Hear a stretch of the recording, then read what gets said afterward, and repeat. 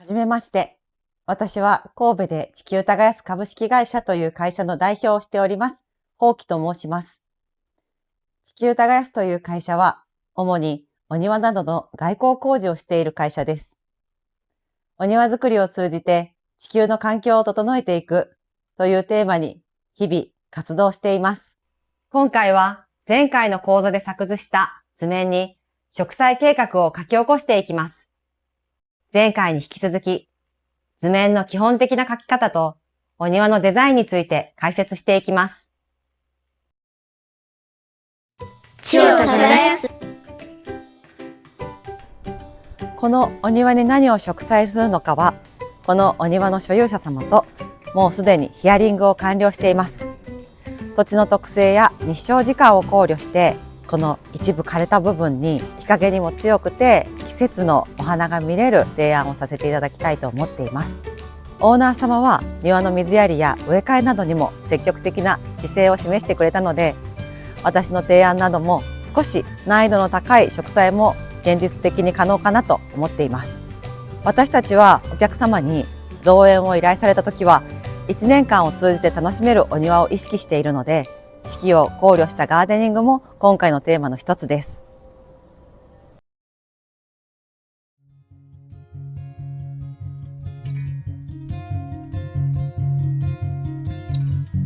それでは早速、この庭の情報と植栽計画を図面に落とし込んでいきましょう。視聴者の皆さんは A4 の紙とバインダー、シャーペン、消しゴム、100分の1の定規があればご用意ください。他にも色鉛筆、トレーシングペーパー、丸定規がもしお持ちであれば作業がより快適になります。前回の講座で作図した図面に直接植栽計画を書き込んでいきます。今回作る花壇は水はけと日当たりが悪い場所に作るので、花壇を少しかさ上げすることで水はけの悪さの問題を解決します。また、竹柵フェンスの高さが原因で日光が当たらない場所に花壇を作るので、今回は日陰でも強い植物を中心に植栽していきます。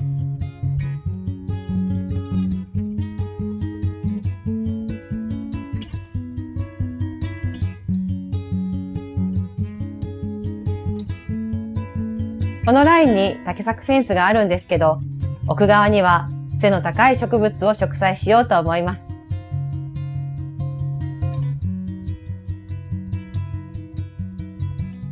このレンガの R の部分はレンガの色と形に合った植物を選ぼうと思います。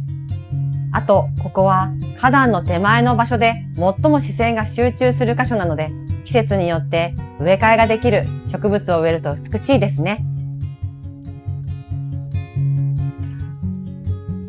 枕木とレンガの切れ目の箇所は切れ目を隠すように垂れ下がった植物を植えたいと思います。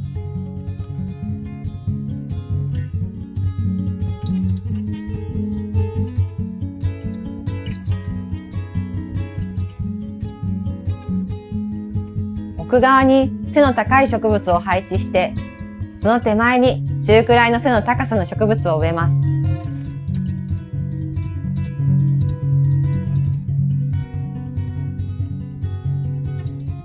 私は花壇の中だけではなくて、花壇の周辺のフェンスや建物、芝生とのバランスを考えながら計画を立てています。この場所に花壇ができた時に、どのくらいの高さの植物が合うか、どのような色が馴染むのか、どの季節に花が咲くと綺麗かなどを想像するようにしています。そして花壇に植栽する植物の候補の名前を図面に書き込んで、具体的な植栽計画をしていきます。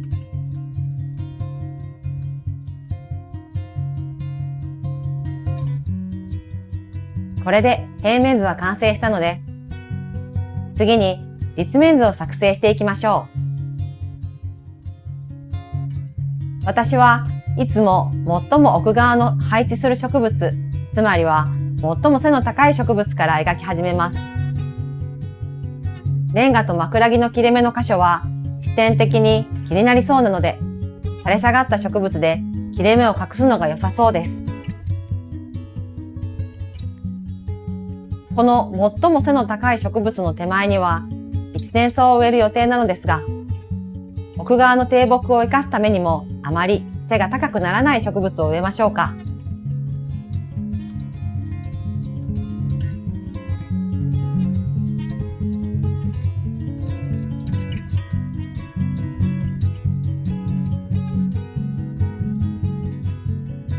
植物は高さだけではなく、葉がどのくらい広がるのか、横への張り具合やボリューム感もとても大切です。どのような高さと広がりにするとバランスよく見えるのか、植物がどのような咲き方をするとこの花壇が綺麗に見えるのかをイメージしながら作図していきます。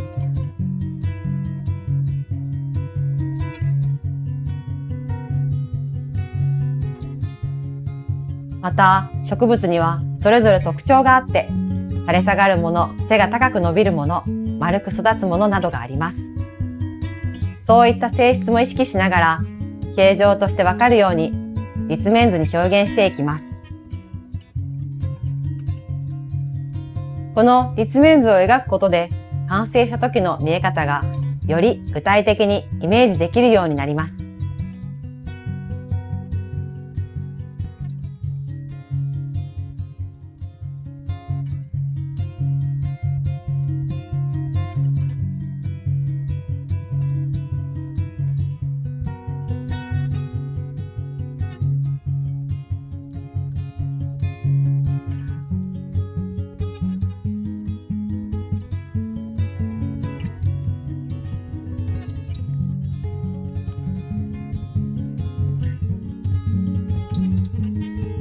これで立面図も完成しました。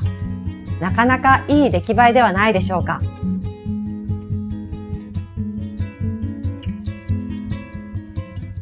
植栽計画に色鉛筆で色塗りをしていくのですが、私はいつも完成した植栽計画にトレーシングペーパーを重ねて、下絵をトレーシングペーパーに写し書きをしています。原本に直接色を塗ってしまうと、その後の修正が難しくなってしまうので、トレーシングペーパーに書き写すことで何度も塗り直しができます。ここでは立面図に色を塗っていきます。最も右端の植物は、後ろの竹柵フェンスの色と雰囲気との調和も考えて、濃い緑かシルバーっぽい色の植物が合いそうです。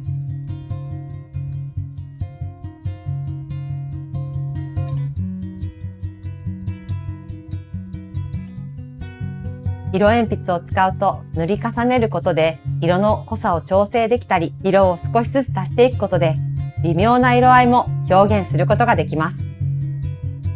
最初は全体をうっすらと薄く塗っていきます。そこから徐々にイメージがはっきりしてきたら、少しずつ色を重ねて深みを出していきます。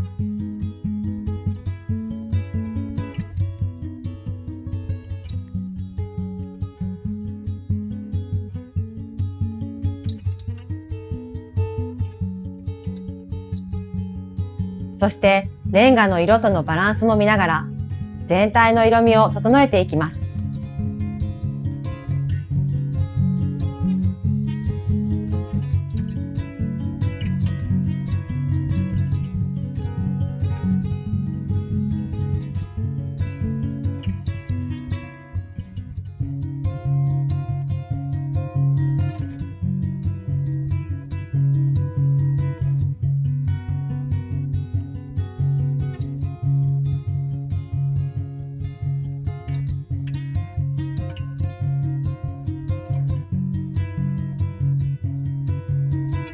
最後に影を入れることで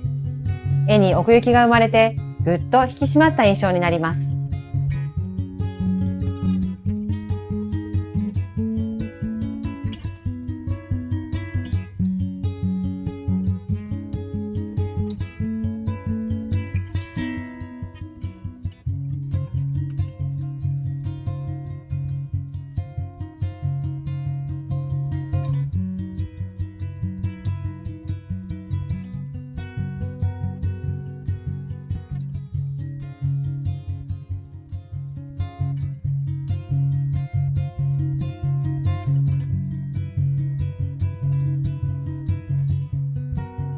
これで平面図も立面図も完成です。